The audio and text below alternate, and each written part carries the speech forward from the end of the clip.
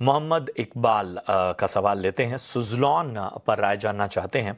100 quantity इन्होंने ली हुई है और इनकी बाइंग प्राइस 62 की है। थोड़ा ऊपरी स्तरों की इनकी खरीदारी है। पूछ रहे हैं कि आगे की स्ट्रेटजी क्या रखनी चाहिए सुज़लॉन पे। 62 की बाइंग सुज़लॉन पे बताइए हरीश, क्या किया जाए? प्रशांत जी, ऐसा लगता है कि उन्हें शॉर्ट टर्म के लिए ट्रेडिंग पर्सपेक्टिव से लिया होगा। तो मुझे लग रहा है कि देखिए, लास्ट कुछ दिनों से लगातार स्टॉक प्राइस में करेक्शन देखने मिल रहा है। मुझे लग रहा है कि फिलहाल एक जो करेक्शन है और थोड़ा एक्सटेंड भी हो सकता है, जहाँ पे मुझे लग रहा है कि सपोर्ट जोन जो है 50 का अराउंड एक मेजर सपोर्ट है। तो हो सकता है कि और एक दो तीन ईयर का नीचे डाउन देखने मिल सकता है, जहाँ पे मुझे लग रहा है कि 50 से लेकर 48 के पास स्ट्रॉन्ग एक सपोर्ट जोन है। तो हो सकता है कि और ऊपर जो रेजिस्टेंस की बात करते हैं, मुझे लग रहा है कि 55 से लेके 58 के आसपास ही रेजिस्टेंस की बात दिखाई दे रहा है। तो ओवरऑल मुझे लग रहा है कि फिलहाल के लिए एक डाउन ट्रेंड में है स्टॉक प्राइस।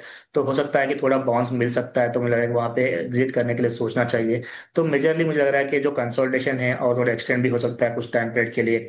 तो उसके चलते मेरा अगर ऊपर के उछाल आता है तो एग्जिट करना चाहिए। अगर स्टॉप लॉस की बात करते हैं, मुझे लग रहा है कि 50 के स्टॉप के साथ बने रह सकते हैं अभी भी। तो 50 मेजर की सपोर्ट है और उसी के उसको क्रूशियल सपोर्ट के साथ देखा जा सकता है और उसके स्टॉप के साथ बने रह सकते हैं। और ऊपर की ओर जैसे बताया कि 58 60 के आसपास आ जाए तो बिल्कुल वहां पे एग्जिट करने के लिए भी सोचना चाहिए स्टॉक।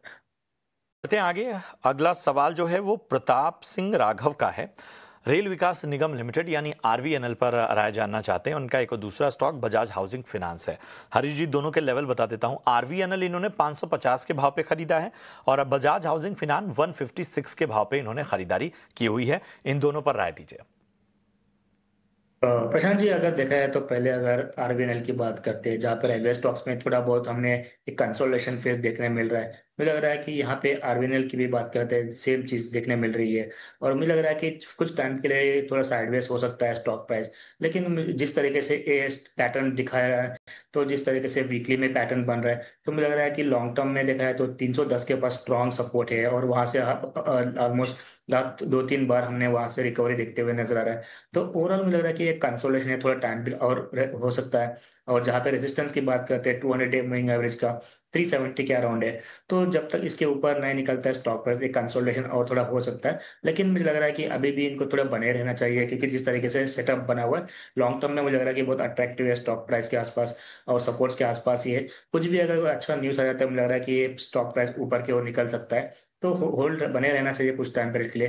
थोड़ा वेट एंड वॉच करना चाहिए स्टॉक में। अगर इनको अगर चाहिए तो थोड़ा और एड ऑन कर सकते हैं नीचे के, और अगर 315 320 के आसपास मिलता है तो स्टॉक लॉस में और थोड़ा स्टॉक अक्यूमुलेट कर सकते हैं। मुझे लग रहा है कि ओवरऑल के लिए बना रहना चाहिए आरबीएनएल में।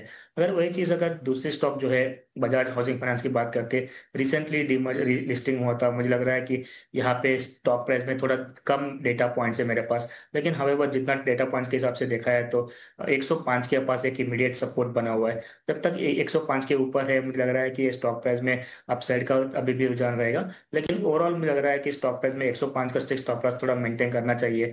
जब तक इसके ऊपर टिका हुआ है, हो सकता है कि हमको वापस शॉर्ट टर्म में अपसाइड 118 120 के लेवल्स देखने मिल सकते हैं। तो ओवरऑल फिलहाल के थोड़ा शॉर्ट डेटा पॉइंट्स की वजह से मैं इसमें ज़्यादा इनपुट दे नहीं पा रहा हूँ। लेकिन जो भी है वो 105 के स्टॉक के साथ बने रह सकते हैं फिलहाल के लिए बजाज हाउसिंग फाइनेंस में। तो बजाज हाउसिंग फाइनेंस और रेल विकास निगम लिमिटेड पर आपको राय मिलती हुई